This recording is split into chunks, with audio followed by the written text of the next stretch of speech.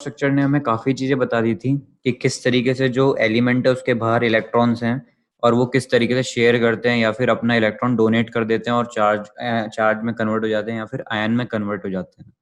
तो हम पता कैसे लगाएंगे कि अब कौन सा इलेक्ट्रॉन या फिर कौन सा एलिमेंट जो है बीच में सेंट्रल एटम की पोजीशन ऑक्यूपाई कर रहा है और बाकी सारे एलिमेंट्स उसको घेरे हुए हैं। तो जैसे कि मान लो अपने पास इस समय NF3 है कोई कंपाउंड और एक कंपाउंड है CO3-2। सो हम ये कैसे पता लगाएंगे कि ये फ्लोरीन नाइट्रोजन के साथ जुड़े हैं या नाइट्रोजन फ्लोरीन के किसी एटम के साथ जुड़ा है। तो वो हम पता लगाते हैं कि जो भी लीस्ट इलेक्ट्रोनेगेटिव एटम होता है वो सेंट्रल पोजीशन ऑक्यूपाई करता है। सो लीस्ट ओके तो यहाँ पे जो लीस्ट इलेक्ट्रोनेगेटिव है यानी फ्लोरीन और NF3 के केस में देखें तो नाइट्रोजन और फ्लोरीन में नाइट्रोजन लीस्ट इलेक्ट्रोनेगेटिव है तो नाइट्रोजन सेंट्रल पोजीशन की ऑक्यूपाई करेगा। और यहाँ पे अगर हम देखें तो कार्बन लीस्ट इलेक्ट्रोनेगेटिव है तो कार्बन सेंट्रल एटम की पोजीशन ऑक्यूपाई करेगा। सो इस तरीके से हमने सब शेयरिंग के बारे में पढ़ा था कि किस तरीके से शेयरिंग होती है इलेक्ट्रॉन्स की और बाद में जो इलेक्ट्रॉन्स बच जाते हैं उन्हें हम बोल रहे थे लोन पेयर। यानी कि दो इलेक्ट्रॉन पेयर तो ऑब्वियसली 2 का होता है। तो अगर 2 इलेक्ट्रॉन है हमारे पास बचे हुए तो हम उसे बोलेंगे एक लोन पेयर। इस तरीके से हम उन्हें पढ़ रहे थे। अब वो लोन पेयर काम आ सकते हैं फर्दर बॉन्ड बनाने के लिए किसी दूसरे एटम के साथ या फिर वो जो लोन पेयर्स बचे हुए हैं वो किस काम आ सकते हैं कि वो बस एज इट इज शो कर दो। कुछ एग्जाम्पल के लिए यहाँ पे मैं कुछ एलिमेंट्स का डायग्राम शो करके दिखाता हूँ लुईस रिप्रेजेंटेशन। जैसे कि अब मान लो H2 है मेरे पास हाइड्रोजन। तो ऑब्वियसली हाइड्रोजन के पास लास्ट में एक है, यहाँ पे भी हाइड्रोजन के पास लास्ट में एक है। ठीक है तो इस तरीके से अगर हम देखें तो ये आपस में शेयर कर लेंगे और डबलेट बना रहे थे अपना एक। इसी तरीके से ये भी एक डबलेट बना रहे थे। ठीक है तो यहाँ पे किस एक बॉन्ड फॉर्म हो रहा है तो हम इसे लिख देते थे H। इसी तरीके से अगर हम और देखें तो लेट्स से अगर ऑक्सीजन की बात करें O2 की तो वो भी कुछ इस तरीके से ही बन रहा था। 1 2 3 4 5 6 2 3 4 5 6 और ये इस तरीके से अपना ऑक्टेट फॉर्म कर रहे थे और डबल बॉन्ड शेयर कर रहे थे इसलिए O इस तरीके से हो गया।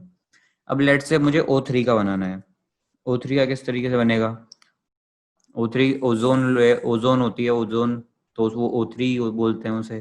तो यहाँ पे हम क्या करते हैं कि ऑक्सीजन ऑक्सीजन ऑक्सीजन इस तरीके से शो किया। अब यहाँ पे अगर हम देखें तो कितने 6 इलेक्ट्रॉन्स। यहाँ पे भी देखेंगे तो 1 2 3 4 5 6 इलेक्ट्रॉन्स। यहाँ पर भी 1 2 3 4 5 6 इलेक्ट्रॉन्स। अब लेट से मैं इस वाले ऑक्सीजन की पहले ऑक्टेट कंप्लीट करता हूँ। ये शेयरिंग हो गई। ठीक है और यहाँ पे क्या हो गई? ये शेयरिंग हो गई। लेकिन अब अगर मैं ध्यान से देखूं तो अगर मुझे इस वाले ऑक्सीजन के एटम को भी इनके साथ जोड़ना है तो ऑब्वियसली मुझे यहाँ पे कुछ लोन पेयर्स दिख रहे हैं। एक लोन पेयर ये रहा और एक लोन पेयर ये रहा यानी ये शेयरिंग में कुछ काम तो आ नहीं रहे। तो ये क्या करता है ये अपने लोन पेयर्स डोनेट कर देता है और दूसरे ऑक्सीजन एटम के साथ बॉन्डिंग बना लेता है।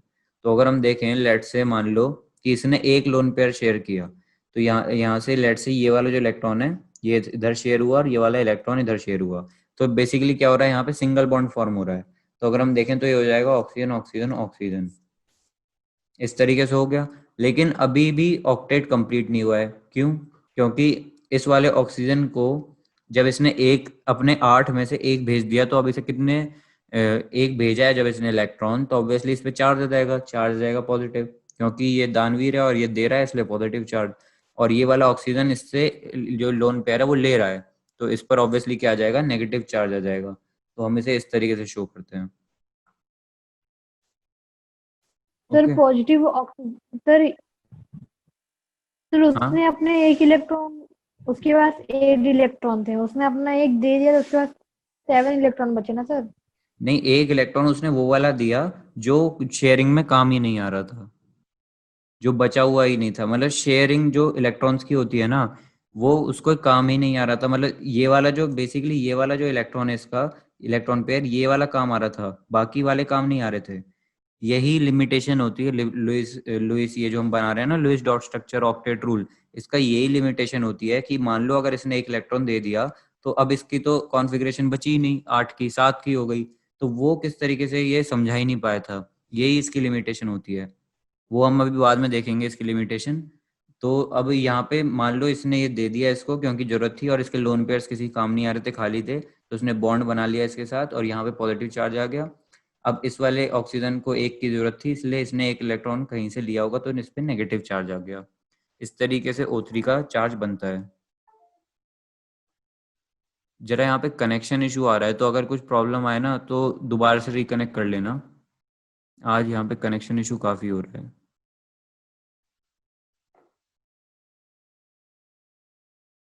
ओके, तो अभी हमने O3 का स्ट्रक्चर देख लिया। अब हम एक बार देख लेते हैं NF3 किस तरीके से स्ट्रक्चर शो करता है। सो अभी हमने देखा लीस्ट इलेक्ट्रोनेगेटिव जो एलिमेंट होगा वो सेंट्रल पोजीशन ऑक्यूपाई करेगा। यहाँ पे लीस्ट इलेक्ट्रोनेगेटिव नाइट्रोजन है, तो नाइट्रोजन सबसे बीच में आ गया। फ्लोरीन लेट से इधर है और इधर है। फ्लोरीन को है अब एक इलेक्ट्रॉन की जरूरत, नाइट्रोजन को है 3 इलेक्ट्रॉन की जरूरत, क्योंकि इसके लास्ट शेल में 5 होते हैं, फ्लोरीन के लास्ट शेल में 7 होते हैं। 1 2 3 4 5 6 7, 1 2 3 4 5 6 7, 1 2 3 4 5 6 7। तो इस तरीके से अपना इजीली ऑक्टेट कंप्लीट कर लेते हैं। सिंपल NF3 इस तरीके से बन जाता है। अगर हम और भी स्ट्रक्चर्स देखें, सो लेट से अब मैं CO3-2 का स्ट्रक्चर अगर देखता हूँ, ठीक है, तो CO3 के लिए कार्बन लीस्ट इलेक्ट्रोनेगेटिव है तो बीच में आ गया। फिर कार्बन के लास्ट शेल में 4 इलेक्ट्रॉन्स हो गए, 1 2 3 4 लेट से यहाँ पे हमने ड्रॉ कर दिए। फिर उसके बाद हमने क्या किया, ऑक्सीजन को ड्रॉ किया, 1 2 3 4 5 6। यहाँ पे भी ऑक्सीजन 1 2 3 4 5 6, ऑक्सीजन 1 2 3 4 5 6। अब क्या हो रहा है, लेट से इस ऑक्सीजन की बात करें तो इसने लेट से यहाँ पे अपना ऑक्टेट कंप्लीट कर लिया। इस कार्बन को भी जरूरत थी 8 इलेक्ट्रॉन की, इसने भी एक एक शेयर करके ऑक्टेट कंप्लीट कर लिया। लेकिन अभी इस वाले ऑक्सीजन के पास एक इलेक्ट्रॉन की जरूरत है इसको, तो ये क्या करेगा, ये कहीं और से लेगा तो इस पर क्या आ जाएगा, नेगेटिव चार्ज आ जाएगा इस पर, और इस पर भी नेगेटिव चार्ज आ जाएगा। तो ये बॉन्ड जो बनाएंगे वो बनाएंगे C बॉन्ड ऊपर, एक ऑक्सीजन यहाँ पे नेगेटिव चार्ज। और अगर मैं इसे कंप्लीटली होल कर लिखूं तो इसे लिख सकता हूँ COO, और यहाँ पर आ जाएगा -2 हो गया। तो इस तरीके से ये बन जाता है इसका स्ट्रक्चर। इसी तरीके से अगर मैं एक और एग्जांपल ले लेता हूँ यहाँ पे, लेट से HNO3 का, ठीक है, तो यहाँ पे लीस्ट इलेक्ट्रोनेगेटिव कौन सा हो गया, नाइट्रोजन ही है वैसे तो, क्योंकि सेंट्रल पोजीशन ऑक्यूपाई करेगा। वैसे तो हाइड्रोजन है, लेकिन यहाँ पे कोई ऐसा स्ट्रक्चर नहीं है कि हमें सेंट्रल पोजीशन बताएं, तो लेट से यहाँ पे नाइट्रोजन है। ऑक्सीजन दे दो यहाँ पे, ऑक्सीजन से ऑब्वियसली हाइड्रोजन कनेक्ट कर देंगे, OH बॉन्ड जिसे कहते हैं। फिर यहाँ पर अगर हम देखेंगे तो ऑक्सीजन के लास्ट में 1 2 3 4 5, एक हाइड्रोजन के साथ शेयरिंग हो जाएगी इसकी, वो कंप्लीट हो गया। छठा यहाँ पे दे देते हैं। फिर एक ऑक्सीजन यहाँ पे रखते हैं, 1 2 3 4 5 6 इधर, और एक ऑक्सीजन इधर रखते हैं, 1 2 3 4 5 6, इस तरीके से। नाइट्रोजन के भी लास्ट में 5 की जरूरत है। इस हाइड्रोजन का डबलेट कंप्लीट, इस ऑक्सीजन के 8 यहाँ से कंप्लीट। चलो ये तो कंप्लीट हो गया। अब क्या होगा, अब जो ये नाइट्रोजन है, लेट से इस वाले ऑक्सीजन से यहाँ पे कंप्लीट हो गया शेल, ठीक। अब यहाँ पे ध्यान से देखेंगे तो नाइट्रोजन का तो कंप्लीट हो चुका है, लेकिन नाइट्रोजन के पास बचे हैं क्या, लोन पेयर्स, जो कि हमें यहाँ दिख रहे हैं। ये दोनों कोई भी शेयर नहीं है, ये दोनों के दोनों। तो यहाँ पे क्या होगा, अब ये दोनों के दोनों बॉन्ड बना लेंगे इस वाले ऑक्सीजन एटम के साथ। तो ये कुछ इस तरीके से आएगा। ये हो जाएगा हमारे पास नाइट्रोजन इधर, एक ऑक्सीजन का इधर, OH बॉन्ड यहाँ पे कंप्लीट हो गया, यहाँ पे डबल बॉन्ड हो गया। यहाँ पे अब उसने क्या किया, इसके साथ जब बॉन्ड बनाया तो इसने क्या किया, दिया एक इलेक्ट्रॉन, इसको जरूरत है। तो इस तरीके से यहाँ पे ये कंप्लीट हो जाता है इसका स्ट्रक्चर HNO3 का। ओके, सो ये जो अभी हमने लुईस डॉट स्ट्रक्चर पढ़ा, इसके कुछ लिमिटेशंस हैं। लिमिटेशंस कुछ जैसे बोल सकते हैं कि जितने भी हमने ये स्ट्रक्चर्स देखे, इसमें जो हमने चार्जेस पढ़े, अब ये जो चार्जेस है ना, ये इसे बता नहीं पा रहा था कि ये इस कंप्लीट होल के ऊपर है या फिर कौन से एटम के ऊपर है पर्टिकुलर। अब यहाँ पे तो अभी हमने शो कर दिया ऑक्सीजन ऑक्सीजन, ये हमने यूज किया है फॉर्मल चार्ज, यहाँ पे फॉर्मल चार्ज बोलते हैं। इससे हम फॉर्मल चार्ज की हेल्प से क्या कर सकते हैं कि कोई से भी इंडिविजुअल एटम पर हम चार्ज निकाल सकते हैं क्या आएगा। जैसे हमने इस वाले ऑक्सीजन एटम पर दिखाया माइनस चार्ज, इस वाले पर भी माइनस चार्ज, तो फॉर्मल चार्ज की हेल्प से हम ये कर रहे थे। लेकिन जो लुईस डॉट स्ट्रक्चर है वो ये बता नहीं पाया था कि कौन से एटम के ऊपर चार्ज आएगा। जैसे कि यहाँ पे नाइट्रोजन के ऊपर पॉजिटिव चार्ज है, ऑक्सीजन के ऊपर नेगेटिव चार्ज है, तो ये हम बता नहीं पाए थे लुईस डॉट स्ट्रक्चर की हेल्प से। इसलिए फिर आया फॉर्मल चार्ज। फॉर्मल चार्ज में क्या हो रहा था कि पॉली एटॉमिक जो आयंस हैं, यानी बहुत सारे एटम जिसमें हैं, उस आयंस में जो टोटल चार्ज है वो तो लुईस डॉट स्ट्रक्चर बता रहा था, लेकिन पर्टिकुलर एटम के ऊपर कितना चार्ज है वो लुईस डॉट स्ट्रक्चर नहीं बता रहा था। इसलिए फॉर्मल चार्ज का यहाँ पे फॉर्मूला दिया गया था फिर, कि फॉर्मल चार्ज होता है हमारा, यहाँ पे फॉर्मूला है कि total number of valence electrons in the free atom और total number of non minus total number of non bonding lone pair electrons and minus half into total number of bonding shared electrons. हम इसको example लेकर समझते हैं, ज्यादा बड़ा नहीं है ये टॉपिक, ये तो आराम से हम समझ ही सकते हैं। लेट्स से मैं एग्जांपल ले लेता हूँ यहाँ पे ओजोन मॉलिक्यूल का। ओजोन मॉलिक्यूल के एग्जांपल से हम समझते हैं फॉर्मल चार्ज कैसे निकालते हैं, जिसे हम बोलते हैं O3। अभी हमने स्ट्रक्चर देखा O3 का कैसा होता है, O यहाँ पे होगा, O यहाँ पे होगा, O यहाँ पे होगा। यहाँ पे लेट्स से 1 2 3 4 5 6 इलेक्ट्रॉन्स, इसी तरीके से 1 2 3 4 5 6 इलेक्ट्रॉन्स, और यहाँ पे 1 2 3 4 5 6। यहाँ पे इनकी शेयरिंग हो रही थी, ठीक है, यहाँ पे तो इसका कंप्लीट हो गया था। लेकिन अब क्या हुआ था, इस लोन पेयर को जब इसने इसको दिया तो यहाँ पे आ गया था एक पॉजिटिव चार्ज और एक आ गया था नेगेटिव चार्ज। तो इसका स्ट्रक्चर कुछ ऐसे बना था कि O डबल बॉन्ड O और यहाँ पे O। इसके पास अभी 2 शेयर्ड में आ रहे थे, इस वजह से यहाँ पर 2 लोन पेयर बचे हुए हैं। यहाँ पर अब एक लोन पेयर बचा हुआ है, और यहाँ पर कितने लोन पेयर बचे हुए हैं, 1 2 3 4 5 6, क्योंकि कोई भी शेयरिंग तो हुई नहीं है, तो लोन पेयर इसके पास 6, मतलब 3 लोन पेयर इसके पास बचे हुए हैं। यहाँ पे पॉजिटिव चार्ज, यहाँ पे नेगेटिव चार्ज। अगर हम अभी चार्ज की बात ना करें कि इस पर कौन सा चार्ज है, तो हम इस चार्ज को अब कैलकुलेट करते हैं फॉर्मल चार्ज के हेल्प से। अभी के लिए हम ये मान लेते हैं कि मॉलिक्यूल बस इतना ही है, यहाँ पे लोन पेयर।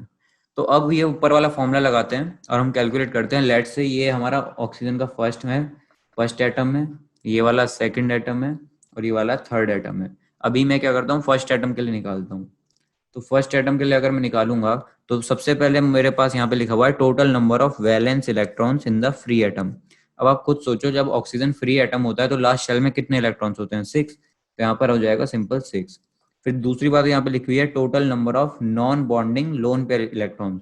इसके पास अब non bonding lone pair electrons कितने बचे हैं, ऑब्वियसली सब कुछ करने के बाद इसके पास अब 2 इलेक्ट्रॉन्स लोन पेयर के बचे हैं, एक ये रहा एक ये रहा, तो माइनस कर दो 2। फिर माइनस क्या करना है, हाफ ऑफ, अंदर लिखना है total number of bonding shared electron. Shared obviously इसने यहाँ पे कर रखी है शेयरिंग, तो कितने इलेक्ट्रॉन्स की यहाँ पे शेयरिंग हो रखी है, एक इलेक्ट्रॉन्स की यहाँ पे हो रखी है। तो 1 2 3 4 5 6, ये 3 लाइंस बता रही हैं, 1 2 3, ये 3 लाइन बता रही हैं कि टोटल मल्टीप्लाई बाय 2 कर दो सिंपल, कि 6 इलेक्ट्रॉन्स की यहाँ पर शेयरिंग हो रही है। तो इनटू कर दो हाफ इंटू 6। तो अगर हम इसे कैलकुलेट करेंगे तो ये हमारे पास आ जाएगा 1। तो यानी कि अगर मैं फर्स्ट एटम की बात करूं तो इस पर फॉर्मल चार्ज होना चाहिए +1, और जो कि हम यहाँ पर शो भी कर रहे थे इस तरीके से। अब अगर मैं मान लो सेकंड एटम की बात करूं जो यहाँ पे शो हो रहा है, तो सेकंड एटम के लिए वैलेंस शेल में कितने इलेक्ट्रॉन्स हैं ऑक्सीजन के, 6। माइनस कर दो lone pair electrons, 1 2 3 4, 4 lone pair electrons है -4। फिर क्या करना है, माइनस हाफ ऑफ कितने शेयर हो रखे हैं, शेयर कौन से हो रखे हैं, इससे एक यहाँ पे हो रखा है एक यहाँ पे हो रखा है, तो टोटल 2 है ये, तो 2 इंटू 2 कर देंगे, हो जाएगा 4। इसे आप कैलकुलेट करो, ये आ जाएगा हमारे पास 0। तो जैसा कि हमने यहाँ शो कर रखा है कि इस वाले सेकंड ऑक्सीजन एटम पर कोई भी चार्ज नहीं है। अगर मैं थर्ड ऑक्सीजन एटम की बात करूं, थर्ड ऑक्सीजन एटम के केस में क्या हो रखा है कि लास्ट शेल में 6 इलेक्ट्रॉन्स हैं, माइनस करना है total number of well non non bonding pair electrons, कितने हो गए, 1 2 3 4 5 6, 6 के 6 इसके पास लोन पेयर इलेक्ट्रॉन्स ऐसे ही बचे हुए हैं। माइनस कर देना है half, total number of bonding shared electrons कितने हो गए, एक ही लाइन है तो यानी टोटल इलेक्ट्रॉन शेयर्ड वाले हो गए 2, यहाँ लिख देंगे 2। तो ये हमारे पास आ जाएगा -1।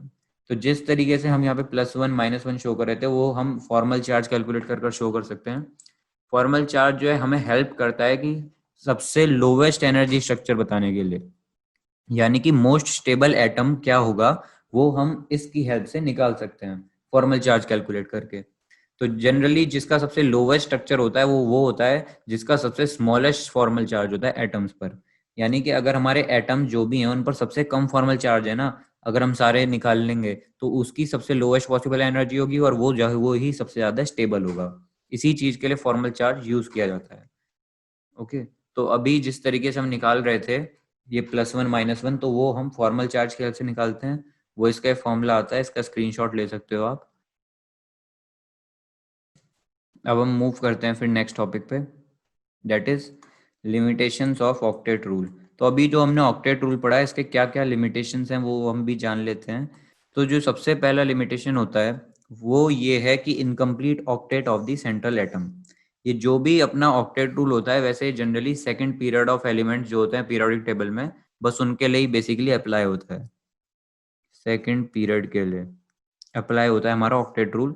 उसके बाद ये काम करना बंद कर देता है। जैसे हम कल केस देख रहे थे सल्फर SO4-2 का हमने केस देखा था। उस केस में जो सल्फर है वो जो है सेकंड पीरियड ऑफ इलेक्ट्रॉन है ही नहीं।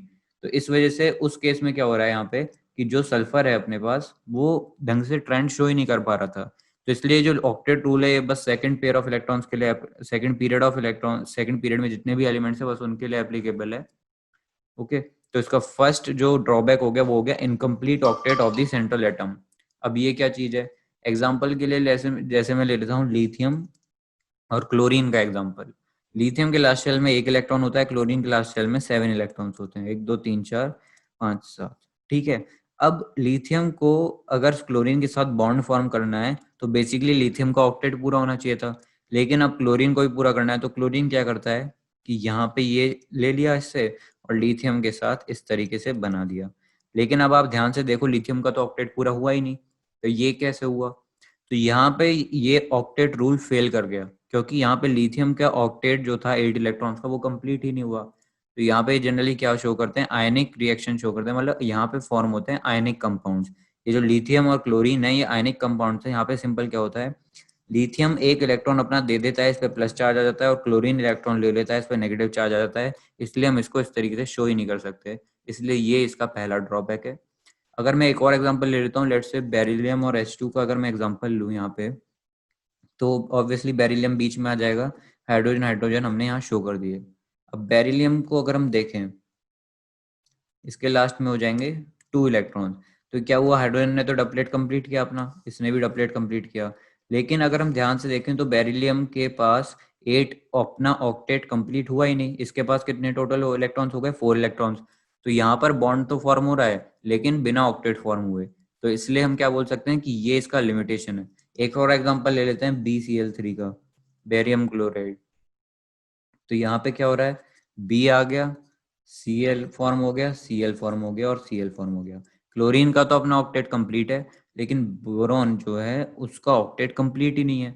तो इस वजह से यहाँ पे ये इसका ड्रॉबैक है। दूसरा इसका ड्रॉबैक होता है ऑड इलेक्ट्रॉन मॉलिक्यूल्स। अब इसका मतलब क्या है? ऑड इलेक्ट्रॉन हमारे पास कौन कौन से एलिमेंट शो करते हैं? ऑड इलेक्ट्रॉन जैसे लिथियम शो करता है, बेरिलियम शो करता है, नाइट्रोजन शो करता है। इसी तरीके से जितने भी ऑड इलेक्ट्रॉन्स हैं वो शो करते हैं, क्लोरीन फ्लोरीन ये सब, इनके लास्ट शेल में ऑड नंबर ऑफ इलेक्ट्रॉन्स हैं, इसलिए हम इन्हें ऑड इलेक्ट्रॉन मॉलिक्यूल्स कहते हैं। अब लेट से मैं यहाँ पे 2 एग्जांपल लेता हूँ। एक लेता हूँ नाइट्रिक ऑक्साइड जिसे हम NO बोलते हैं, और एक एग्जांपल लेता हूँ मैं नाइट्रोजन डाइऑक्साइड का जिसे हम NO2 बोलते हैं। तो अब नाइट्रिक ऑक्साइड के केस में क्या हो रहा है, नाइट्रिक ऑक्साइड जो कंपाउंड है वो NO के बेसिस पे फॉर्म हो रहा है। तो जो नाइट्रिक ऑक्साइड है उसमें जो NO के बेसिस पे फॉर्म हो रहा है, तो अगर मैं शो करूं तो यहाँ पे N हो जाएगा, यहाँ पे ऑक्सीजन हो जाएगा। तो ऑक्सीजन के लास्ट शेल में कितने इलेक्ट्रॉन्स होते हैं? 6 इलेक्ट्रॉन्स होते हैं। नाइट्रोजन के में 5 इलेक्ट्रॉन्स होते हैं। ठीक है, अब ये अपना ऑक्टेट कैसे कंप्लीट करेगा? लेट से ऑक्सीजन ने तो चलो इससे 2 इलेक्ट्रॉन्स ले लिए यहाँ पे शेयर करके, लेकिन अब नाइट्रोजन का तो ऑक्टेट हुआ ही नहीं कंप्लीट। तो ये क्या करेगा, बेसिकली किसी और से इलेक्ट्रॉन लेगा। तो यहाँ पर क्या आ जाएगा, माइनस चार्ज आ जाएगा। तो इस वजह से यहाँ पे ऑक्टेट कंप्लीट नहीं हो रहा है। तो यहाँ पे ये बेसिक एक प्रॉब्लम आ रही थी। एक और एग्जांपल ले लेते हैं NO2 का। NO2 का आप सोचो स्ट्रक्चर कैसा होगा, यहाँ पे N है, यहाँ पे ऑक्सीजन है, यहाँ पे डबल बॉन्ड ऑक्सीजन है, और यहाँ पे आ जाता है प्लस चार्ज। ऑक्सीजन का तो कंप्लीट हो रहा है ऑक्टेट, इस वाले का, इस वाले ऑक्सीजन को कहीं और से लेना पड़ रहा है और इस वाले नाइट्रोजन को देना पड़ रहा है। तो इस वजह से यहाँ पे भी ऑक्टेट रूल सेटिस्फाई नहीं कर रहा था। तो ये इसका ड्रॉबैक्स हैं। सेकंड, इसका स्क्रीनशॉट ले लो, फिर हम थर्ड ड्रॉबैक पढ़ते हैं। सो अभी तक जो हमने दोनों ड्रॉबैक पढ़े उनमें जो बेसिक चीज थी वो ये थी कि उनका ऑक्टेट कंप्लीट नहीं हो रहा था। लेकिन एक्सपेंडेड ऑक्टेट वाले ड्रॉबैक में क्या होता है कि उनका ऑक्टेट कंप्लीट होने के बाद भी वो फर्दर शेयरिंग कर लेते हैं, इसलिए उनके पास इलेक्ट्रॉन ज्यादा हो जाते हैं। ये जनरली होता है उन पीरियड में, थर्ड पीरियड के उन एलिमेंट्स में जिनके पास 3s 3p के अलावा भी 3d ऑर्बिटल में इलेक्ट्रॉन की फिलिंग स्टार्ट हो जाती है। तो एग्जाम्पल के लिए जैसे मैं ले लेता हूँ PF5।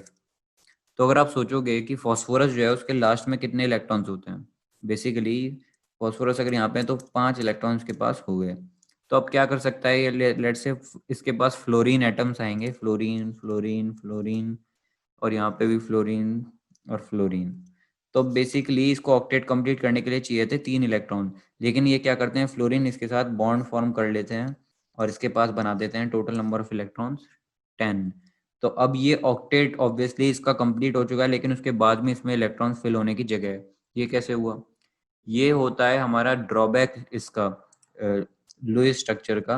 इसे हम आगे पढ़ेंगे कि ऐसा क्यों होता है। जनरली अपनी स्टेबिलिटी को कंप्लीट करने के लिए जो डी ऑर्बिटल के इलेक्ट्रॉन्स हैं वो जंप कर जाते हैं फर्दर शेल्स में। तो ऐसा इस वजह से होता है, और इसलिए इलेक्ट्रॉन्स को मतलब बाकी एलिमेंट्स को कंबाइन करने के लिए इसके पास जगह बच जाती है। ऐसे ही हम बात करें अगर SF6 की, तो सिमिलर जैसे हम कल पढ़ रहे थे एस के लास्ट में, सल्फर के लास्ट में 6 इलेक्ट्रॉन्स की जगह होती है। तो ये बेसिकली इसे 2 ही इलेक्ट्रॉन्स चाहिए अपना ऑक्टेट कंप्लीट करने के लिए, लेकिन ये बाकी फ्लोरीन एटम के साथ मिलकर के बॉन्ड फॉर्म कर लेता है और इसके पास टोटल नंबर ऑफ इलेक्ट्रॉन्स जो हो जाते हैं वो हो जाते हैं 12। ऐसा हो नहीं सकता, लेकिन इसके पास हो जाते हैं क्योंकि ये अपने डी ऑर्बिटल के इलेक्ट्रॉन्स फर्दर आगे भेज देता है। ऐसे ही एक एग्जांपल अगर हम और लें तो H2SO4 बहुत फेमस है, हर H2SO4 एसिड। तो अगर हम लेते हैं इसका डायग्राम, तो S हो गया यहाँ पे ऑक्सीजन हो गया, इधर आ गया हाइड्रोजन, इधर आ गया ऑक्सीजन, इधर आ गया हाइड्रोजन। इसी तरीके से यहाँ पे आ जाता है ऑक्सीजन, 2 लोन पेयर यहाँ पे हैं, 2 लोन पेयर यहाँ पे बचते हैं, 2 लोन पेयर यहाँ पे बचते हैं। सिमिलरली यहाँ पे भी ऑक्सीजन, 2 लोन पेयर यहाँ पे बचते हैं। अगर हम S को ध्यान से देखें तो इसके लास्ट शेल में है हमारे पास 6 इलेक्ट्रॉन्स, लेकिन ये क्या कर रहा है कि इतने सारे ऑक्सीजन एटम के साथ बॉन्ड फॉर्म कर रहा है, इसके पास हो जाते हैं total number of electrons outermost shell में 12। तो ये भी एक ड्रॉबैक है, और ऐसा इसी वजह से हुआ क्योंकि ये स्टेबिलिटी के लिए अपने इलेक्ट्रॉन शिफ्ट कर देता है नेक्स्ट शेल्स में। अगर हम बाकी ड्रॉबैक्स की बात करें तो अभी हमने ये देखा था कि जो नोबल इलेक्ट्रॉन्स होते हैं, नोबल शेल के इलेक्ट्रॉन्स, यानी कि जैसे जीनन हो गया, हीलियम हो गया, नियॉन हो गया, इस तरीके से इनकी आउटर मोस्ट शेल जो होती है उसमें 8 इलेक्ट्रॉन्स होते हैं, तो इन्हें रिएक्शन करने की किसी के साथ जरूरत नहीं होती। लेकिन क्या होता है, कई बार हमने कंपाउंड फॉर्म होते हुए देखे हैं इन एलिमेंट्स से भी, जीनन से, क्रिप्टॉन से। ये सब क्या है, नोबल गैस एलिमेंट्स है, लेकिन ये भी कंपाउंड फॉर्म कर रहे हैं। तो ऐसा क्यों कर रहे हैं? लुइस ने तो ऐसा बोला नहीं था कि अब इनके ऑक्टेट कंप्लीट हैं तो इन्हें जरूरत क्या पड़ी। तो ये भी करते हैं, ये भी हम नेक्स्ट पढ़ेंगे कि भाई ऐसा क्यों होता है। जीनन F2 बनाता है, क्रिप्टॉन F2 भी बनाता है, जीनन OF2, इस तरीके से हमारे पास कंपाउंड्स फॉर्म होते हैं। इस थ्योरी ने नेक्स्ट जो ड्रॉबैक था, इस थ्योरी ने हमारे पास शेप की भी बात नहीं करी थी, कि अगर हम देखें ना शेप की, कि भाई PF5 बन तो रहा है लेकिन इसकी शेप क्या होगी, ये एलिमेंट्स किस तरीके से अरेंज्ड होंगे, उनके बारे में हमें पता ही नहीं चला था। तो ये जो है शेप ऑफ मॉलिक्यूल को डिपिक्ट नहीं कर पाया था, बता नहीं पाया था। ओके, अगर हम नेक्स्ट बात करें कि जो स्टेबिलिटी होती है किसी भी मॉलिक्यूल की, उसके बारे में भी ये कुछ नहीं बता पाया था कि एनर्जी कितनी होगी उस मॉलिक्यूल की, स्टेबिलिटी कितनी होगी, उसके बारे में भी ये एक्सप्लेन नहीं कर पाया था। सो यही है हमारे पास ड्रॉबैक्स। सो बस आज की क्लास के लिए इतना ही रखते हैं, बाकी सब नेक्स्ट क्लास में पढ़ेंगे। आप चाहो तो इसका स्क्रीनशॉट ले सकते हो।